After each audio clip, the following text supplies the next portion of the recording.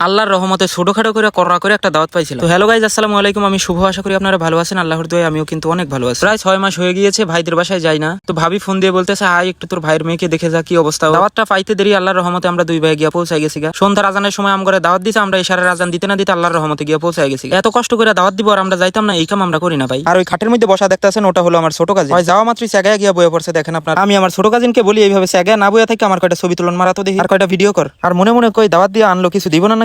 এবার দেখি কি যেন আনতাছে, কালনাগিনীর মতন করে পেঁচা এগোছায়। তারপর দেখি মনের মতন জিনিসই একটা আনছে, পোড়া রুটি আর দুধ চা, যেটা আমাদের খুবই পছন্দের, এটা আমার ভাবি জানে। মনে মনে আবার বলি, পাইছি এখন জাতের মতন ভাবি। এবার এই পোড়া রুটি আর দুধ চা দেওয়া মাত্রই হাপুস হুপুস করে খাওয়া আরম্ভ করছে আমার কাজিনে। আমি কই, আপনি না খাই আগে আমার কয়টা ছবি তুল, চায়ের কয়টা ছবি তুল। আমার কয়, চুপ করান মারা, আগে খাইয়া লই, এরপরে দুনিয়ার হিসাব নিকাশ করবো, চুপ থাক তুই। এবার আমি আর কি কমু, আমি আর ওই মন মতন খাইয়া লইলাম। এবার আমার বাস্তি আইসে, আয়া দুই গালে দুইটা তো সুম্মা, হয়তো আমাকে দেখা খুশির ঠেলায় বাঁচতেছে না। এবার হালকা পাতলা নাস্তা করে বাড়ি যাওয়ার লগে প্রস্তুতি নিছি। ও বাবা, ভাবি দেখি ভাত ডিম ভাজি সব তৈরি করে থইয়া দিছে, আবার গোশ দিছে লগে। ওরে মাই গড, এদিকে ভাবিরে মুহে মুহে কইতাছি খাইতাম না ভাবি। ভাবি বলে, আমি জানি তোরা খাবি কি খাবি না, খা, কলাকরণ মারিস না। দেখছেন আল্লাহ কাহিনী, আমাকে আত্মাই কি কয়, আমাকে রুহুয়ে কি কয়, এটাও আমার ভাবি কইয়া দেয়। তো আল্লাহর রহমতে খাওয়া শুরু করলাম। এদিকে আমার ছোট কাজিনের খাওয়া দেখছেন নি, সাটাইতাছে আল্লাহর রহমতে। খাক আর কি কমু, ছোট মানুষ। আমি এবার বলতাছি, ভাই রে আমি খাইতাছি, একটু ভিডিও করে দে।